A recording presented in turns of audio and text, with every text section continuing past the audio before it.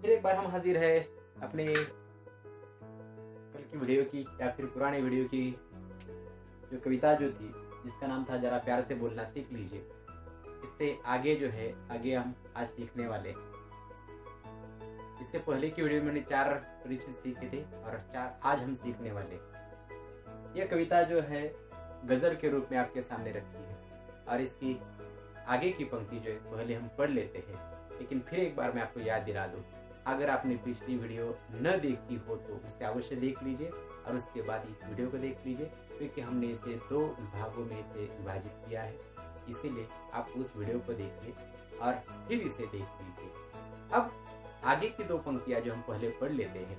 पटाखे की तरह फटने से पहले रोशनी के रंग घोलना सीख लीजिए। यानी कि आप यहाँ समझ लीजिए, जो पटाखे होते, पटाखे यानी कि आपने देखे होंगे खास तौर पर दिवाली के त्योहार पर जो उड़ाए जाते हैं, आपने इसे देखा होगा। इसे जब जलाया जाता है, जलाने के बाद ये फटता है, जोर से फटता है, तो इससे एक तेज आवाज जो है निकलती है। लेकिन कुछ पटाखे ऐसे भी होते हैं कि जो ऊपर जाकर जब फटते हैं तो इनसे एक रंगीन ऐसी रोशनी जो है ये बाहर निकलती है। तो इस तरह से जो है हमें यहाँ जो बताया गया है, यह आप समझने की कोशिश कीजिए कि हमें पटाखे की तरह फटने से पहले मतलब क्या, यह आप जरा समझिए। इसका मतलब यह है कि हम क्या करते हैं कि अगर किसी से कुछ झगड़ा हो गया, हम जाते हैं, न आओ देखा न ताओ, गए और बस वहां जाकर गलत सलत बोलना शुरू कर देते, उल्टा पुल्टा बोल देते कि तुमने यह क्या किया, मैंने ऐसा नहीं कहा था, वैसा नहीं कहा था। यह सब कुछ जो है जाकर बेवजह कुछ ना कुछ बातें करना, ऐसा कहा है। हट जाना, अपना जितना भी गुस्सा है, गुस्सा जाकर अपने दोस्तों पर उतारना, यह जो है यह इसका मतलब है। और इसलिए कहा गया है रोशनी के रंग घोलना सीख लीजिए। अब यहाँ जो है घोलना, यह फिर मैं आपको बताना चाहूंगा, इसके पहले भी यह शब्द हमने लिया था, घोलना यानी कि मिलाना। अब यह जो है यहाँ हमें बताया गया है कि रोशनी के रंग, यानी कि अपने जीवन में जो खुशियाँ जो है, ये खुशियाँ या फिर जो मिठास जो इसमें घोल लेना है और अपने दोस्तों को वहाँ जो है समझाना है। और इसीलिए कहा गया पटाखे की तरह फटने से पहले रोशनी के रंग घोलना सीख लीजिए। कितना भी गुस्सा क्यों न, कितनी भी कहा सुनी क्यों न, लेकिन उसमें हमें क्या करना है कि रोशनी के रंग घोलना सीख लेना है। यानी कि हम उसके जीवन में जो है खुशियाँ कैसे ला सकते हैं, उसे कैसे समझ सकते हैं, या उसका जीवन जो है कैसे और हम सुखी बना सकते हैं, यह यहाँ बताने की कोशिश की गई। और इसीलिए कहा गया कि रोशनी के रंग जो उसमें घुलना सीख लेना है, ऐसा यहाँ कहा गया। जैसे कि पटाखे दूसरों के जीवन में खुशियां भरते हैं रंगों के सहायता से, वैसे ही हमें जो है अपने दोस्तों पर गुस्सा होने से पहले सोचकर उनके जीवन में खुशियां भर देते। अब आगे की पंक्ति जो है हम इसे शुरू करते हैं। कटु वचन तो सदा बोते हैं काटे, मीठी बोली के गुल रोपना सीख लीजिए। अब यहाँ जो शब्द आया है, यह शब्द हम समझ लेते हैं। जो शब्द यहाँ आया हुआ है, यह अच्छी तरह से याद रखिए, वह है कटु। कटु इसका मतलब होता है कड़वे। ऐसा कड़वे मतलब क्या है कि जो दूसरों को हमेशा बुरे लगे, ऐसे वचन, वचन यानी कि बोल। यहाँ आप समझ सकते हैं वचन, ये शब्द जो है इसका मतलब है बोल, जो हम बोलते हैं वह, यानी कि कटु वचन, जो हम कड़वे शब्द दूसरों के लिए बोलते हैं, जो बोल हम बोलते हैं, यह जो हमेशा काटे ही बोते हैं, यानी कि दूसरों को दुख ही पहुंचाते हैं, यह इसका मतलब है। इसलिए हमें दूसरों को जो है दुख देने वाले शब्द बोलने नहीं है, बोल बोलने नहीं है, वचन बोलने नहीं है। मीठी बोली के गुल रोपना सीख लीजिए। मीठी बोली, अब यहाँ जो है गुल, यह शब्द जो है गुल, इस शब्द का मतलब होता है फूल। यह आप समझने की कोशिश कीजिए। यह फूल जो है यानी कि मीठी बोली हम बोलते जाए, ऐसा यहाँ कहा गया। मीठी बोली जो है इसके फूलों के पौधे हमें लगाने हैं। रोपना इसका मतलब होता है लगाना, यानी कि हम क्या करें, जो मीठे बोली के गुल जो है, यानी कि मीठी बोली के ऐसे पौधे हम लगाए, ऐसा इसका मतलब है। यानी कि हमें सीखना है कि हम मीठी बोली बोले और ऐसे ही अपने जीवन में पौधे लगाते जाए, यानी कि खुद में यह परिवर्तन लाए कि हम मीठी बोली जो बोलते हुए आगे जाए, ऐसा यहाँ कहा गया है। और इसीलिए कहा गया है, कटु वचन तो सदा बोलते हैं काटे, मीठी बोली के गुल रोपना सीख लीजिए।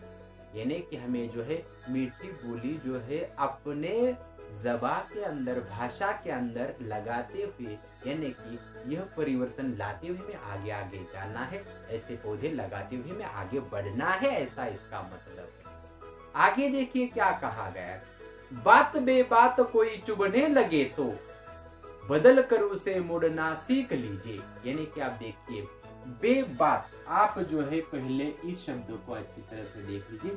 बेबात इसका मतलब जो है यह आप समझ लीजिए, बिना बात के, या फिर जिसे हम कह सकते हैं अप्रिय, जो दूसरों को अच्छी न लगे ऐसी बातें, इसे कहा गया है। बात बेबात कोई चुभने लगे तो, चुभना इसका मतलब आप जानते हैं बुरा लगना, मन को कहीं ना कहीं ठेस पहुंचाने वाला, ऐसा जो शब्द जो है, या फिर ऐसा इसका मतलब ऐसा कहा गया, बात बेबात कोई चुभने लगे तो। अब चुभता क्या है, बेबात। बेबात मतलब कौन सी, अप्रिय लगने वाली बात हमें चुभती है। चुभना मतलब बुरा लगना। बदल कर उसे मोड़ना सीख लीजिए। मोड़ना यानी कि परिवर्तित करना। अब यहाँ जो है आप यह भी समझ सकते हैं कि मोड़ना यानी कि उसे बदलना, परिवर्तित करना, ऐसा इसका मतलब है। यानी कि जो चुभने वाली बात है, कौन सी चुभने वाली बात है, बेबात, यानी कि अप्रिय बात यह चुभती है, इसे बदलकर मोड़ना सीख लीजिए, ऐसा कहा गया है। इसे बदलना जो है यह कहा गया है।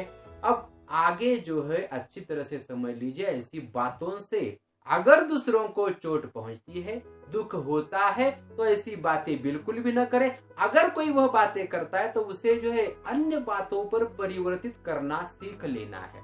उसमें हमें जो बदलाव लाकर उसे दूसरी बातों पर लेकर जाना, यह परिवर्तन करना हमें सीख लेना है, ऐसा यहाँ समझाने की कोशिश जो है हमें यहाँ रमेश दत्त शर्मा जी हमें यहाँ करते हैं, ऐसा यहाँ। आगे फिर अंतिम जो पंक्तियां जो है 2 बची हुई, इसमें क्या कहा गया, एक किसने कहा होठ सीकर बैठो, जरूरत पे मुंह खोलना सीख लीजिए। यानी कि आप यहाँ देख लीजिए क्या बताया गया है कि किसने कहा होठ सीकर। अब यहाँ जो है आप समझ लीजिए, सीकर इसका मतलब होता है सील कर। यह सीकर जो है इसका मतलब जो है सील कर, जैसे कि हम सिलाई करते हैं, यह इसका मतलब, उसे सीकर कहा जाता है। अब यहाँ आप समझ लीजिए, कभी कभी क्या होता है कि हम हर बात पर चुपचाप बैठ जाते हैं, ऐसा बिल्कुल भी नहीं, चुपचाप बैठना नहीं है। किसने कहा होठ सीकर बैठो, आपसे किसने कहा है कि आप पूरी तरह से चुप बैठो, बिल्कुल भी नहीं, चुप बैठना नहीं, होठों को सिलवा कर बैठना नहीं है, ऐसा यहाँ कहा गया। जरूरत पे मुंह खोलना सीख लीजिए। जरूरत, अब यहाँ आप समझ लीजिए, यह जरूरत जो है इसका मतलब होता है आवश्यकता जब हो तब। अब अपना मुंह खोलना यानी कि अपनी बात करना, ऐसा उसका मतलब है। अपना मुंह खोलना सीख लीजिए, ऐसा कहा है। यानी कि आप यहाँ समझ सकते हैं कि जो बातें यहाँ कही है, किसने कहा होठ सीकर बैठो, आपसे किसने कहा है कि होठ आप सीकर बैठ जाइए, जरूरत पे मुंह खोलना सीख लीजिए।